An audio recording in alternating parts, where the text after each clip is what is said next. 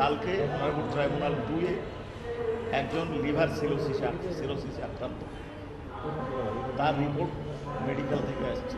মেডিকেলের জন্য কী বলে জেল ডক্টর দিয়েছেন, কাউন্টার সাইন করেছেন একজন সিভিল সার্জন, এবং তা বিবেচনা করে অনারেবল ট্রাইব্যুনাল তার জামিন মঞ্জুর করেছেন। ওই মঞ্জুরের ক্ষেত্রে আরেকটা জিনিস উপস্থাপন করা হয়েছিল, তার আপন ভাই কয়েকদিন আগে একই অসুবিধা। এবং এই ক্ষেত্রে আমি আপনাদের কাছে বলে দিই যে অনারেবল ট্রাইব্যুনাল বেশ কিছু শর্ত দিয়েছে।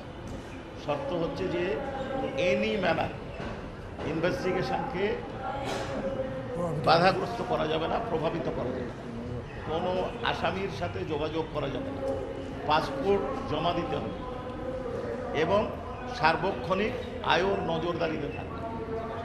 যে বাসায় থাকবেন সেই বাসার ঠিকানা ট্রাইব্যুনালে দাখিল করতে হবে, কোন হাসপাতালে চিকিৎসা নেবেন তার ঠিকানা দিতে হবে। এর ব্যত্যয় যদি ঘটে ট্রাইব্যুনালের অর্ডার লাগবে না, আয়ু সাহেব সাথে সাথে গ্রেপ্তার করে ট্রাইব্যুনালে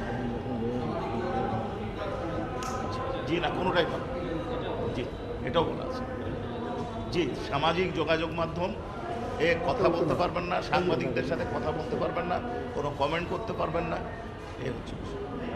জি, থ্যাংক ইউ।